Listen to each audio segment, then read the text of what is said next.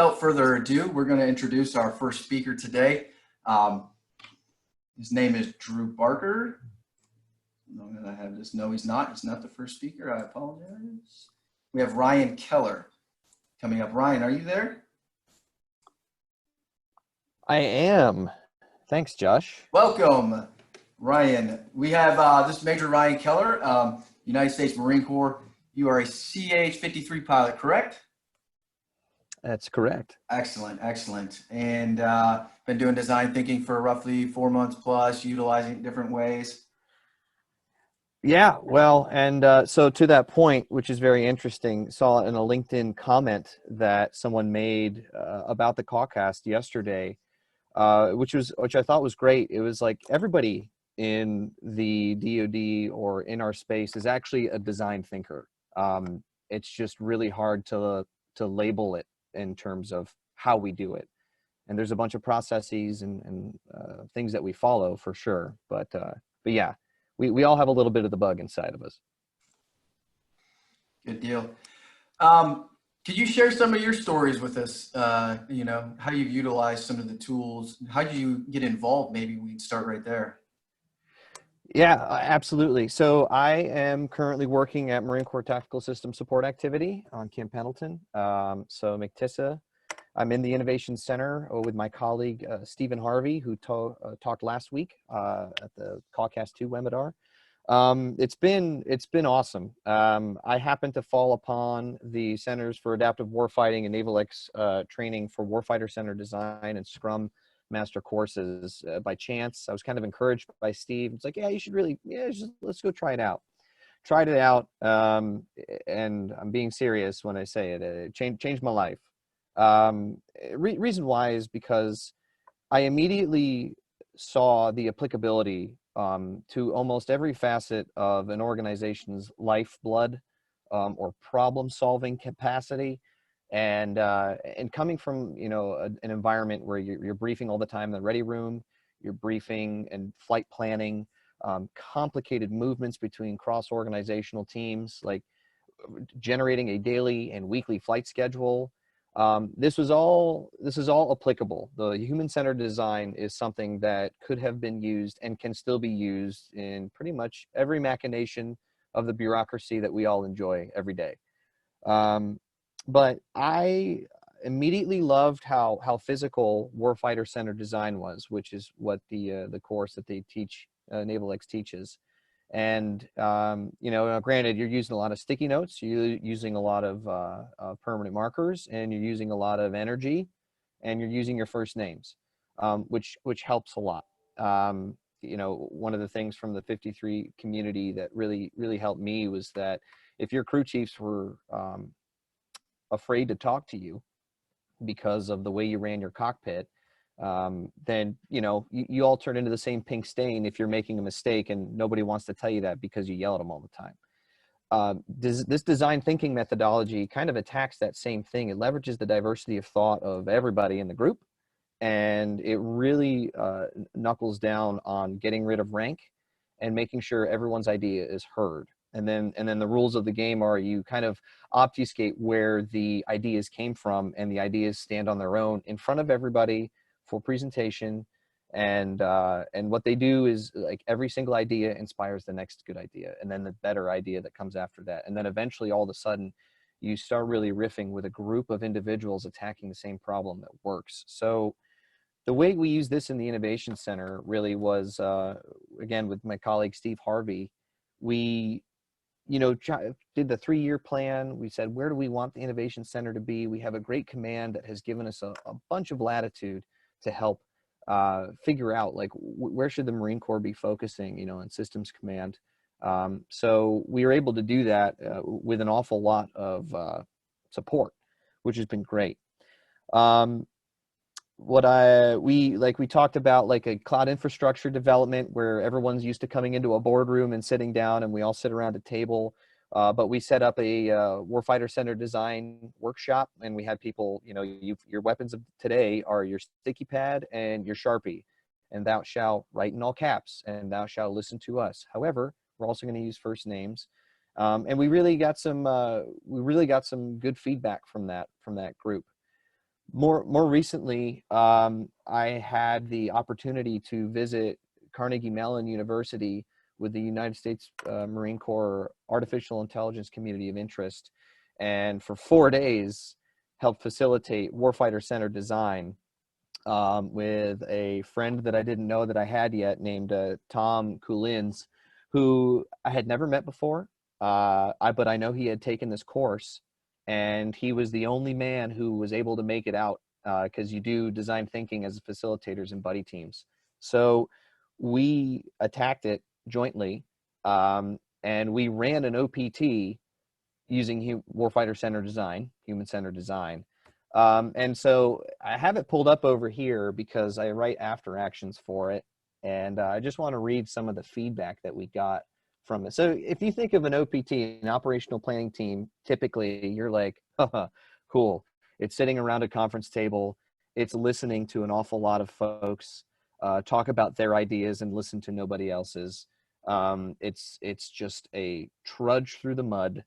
But I would like to think, successfully attacked a very critical problem in the Marine Corps that a lot of smart people are working on. And we did so with a wide variety of input, diversity of experience, and seniority. And now, granted, it wasn't all fun and games. At the end of those kind of 4 days, we took all the ideas we generated and used with warfighter-centered design, and what we did was just roll that up into a document that is recently presented at DCI. So I'm still waiting to hear feedback. I'm on pins and needles. I really hope it landed well, but we all felt really confident that all of the experience and all of our input was heard by everybody. It was all captured in equal weights in the final process that we put together. But again, getting back to feedback, so there's a process we do called Rosebud Thorn, where we ask, hey, what are the goods, what are the potentials, and what are the bads? But so there was some really good, it allows for new perspectives to be discovered. Warm-up exercises, a big deal for this was really, breaking down the things. Oh, hey, Mike. That's one of our guys that are working hard here. Social distancing, though, 6 feet. So what we did was oh, totally lost my train of thought. I'm sorry. I'll go back to the feedback. But we had we had a lot of people and some good feedback, like less programmer jokes, please, is what we found out, because there were people in the AI community of interest who weren't programmers or worked with a lot of code, but they knew a lot about contracts and fiscal, and their input was super important because it brought the perspective that we needed to help communicate the final deliverable to the group. So it was great. I immediately saw back in January when I first learned about it, its applicability to my previous MOS, or my current MOS that I'm not doing, but we've immediately implemented it with our team here at McTissa, doing an awesome AI project. And the last thing I say is that worked was that warfighter-centered design allowed us to break down a project that we were all kind of waffling around here in the tactical AI cell, that we knew kind of what we wanted to do, but we really didn't know how to do it. Went to the course, Steve and I, came back, spent probably about 3 hours really grinding down what it is we wanted. Sounds like a scary time investment up front, but holy smokes, at the end we had epics. We moved that into Jira and DI2E, and we haven't done warfighter-centered design because we're now in our 5th sprint of the Scrum process, and it worked out incredibly well. It worked out so well that, as a matter of fact, we posted our best velocity these past 2 weeks, which happened to be, the height of the pandemic. So not to make light of the current situation, but it was all started with design thinking, including the team and helping everyone have purchose and value in thought. So it was awesome. I am a true believer. I plan on bringing this everywhere I go. Yeah, I really couldn't say enough about it. So really the last thing is back to my point that Josh had mentioned, this was like we're all design thinkers in the military. As we're going through and we're leading people, we're trying to solve a complex problem. We're supporting those who are working with us and for us. This is an incredible way to bring people into the fold and to allow them to do that. It's been a mind-blowing experience for me. It's been an excellent opportunity for me to watch the process of discovery in participants' eyes as they go through this process. They're just like, holy cow, I've never done this before. And I can be like, yeah, I know. And you want to do it more, don't you? Yes, you do, every single time. So Warfighter Centered Design really was like the diagnosis to all the symptoms that we all have collectively.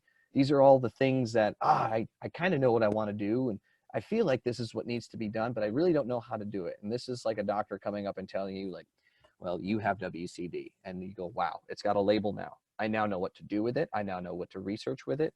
And you can go to the NavalX doctor's office and figure out all about how it works. So with that, I will concede and step back because I think I've been running my suck for too long. Yeah, that was great, Ryan. Appreciate all the information and sharing your story on how it works and some of your user stories. The Rosebud Thorn, definitely one of my favorites to use. I've mentioned to a few people, it's great for like a command climate, at almost any size, whether you're in a little team or in a, however size you want to work. You can get a lot of good information out of there and put it to good use. I see you see that question there, so I won't even go ahead and ask. I'll let you take it. Yeah. So unfortunately, Devin, what I was unable to do is take human-centered design and warfighter-centered design like to the squadron environment. That is something I wish I could have done. So it'll be 11 years in the Marine Corps this summer. So I am like ready to take this to wherever I go next. The true test will be to go like back to a squadron, a busy squadron environment, running daily ops with a maintenance section that is overburdened, overtasked with aircraft that are not ready to fly, but we need them to, and seeing if this can take hold. And I truly believe that it can. So, but when you're thinking about it in like the Marine Corps planning process or R2P2, this would be a tremendous way to break up into teams that have a task to solve. Like the best way I can probably describe it is you give commanders intent to teams that can satisfy the goals that you have to hit in MCPP or R2P2, and then you allow people to iterate. That will take an investment up front. You will have to let people know like how it works. You may not have time to do an icebreaker during R2P2, for example. But if you have a team of folks that you've worked with and that you trust, I am almost ready to say the word guarantee, but 99.9% sure that something like Warfighter Centered Design will absolutely contribute to processes that need to be followed because they're doctrine and there's the standard. But this will only enhance the framework that's already there, and honestly probably make it a little bit more fun too.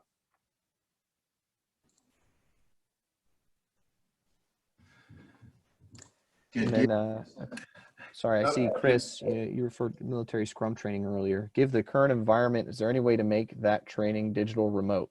That's something I'll toss back up honestly to our fearless leader, John Margolick, who we've been toying with the idea in the background, clandestinely, but we're thinking about it.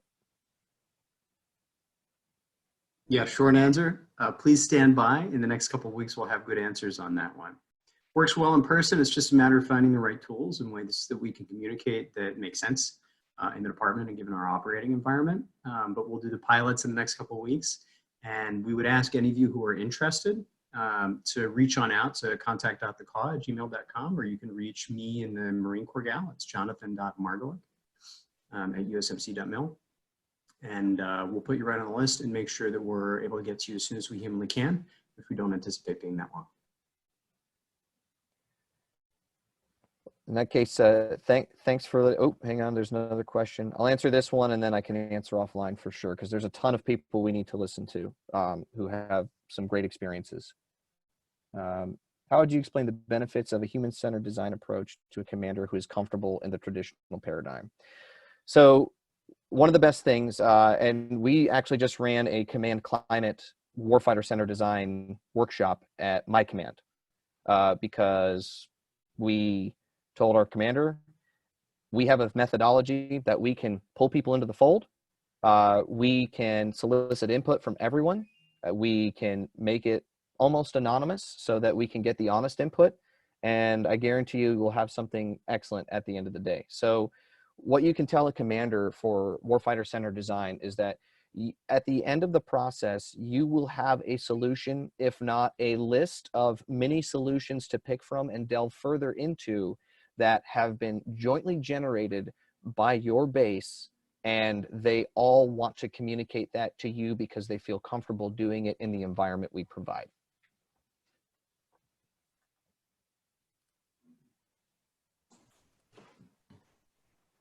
Appreciate that, Ryan. Thank you for joining us today.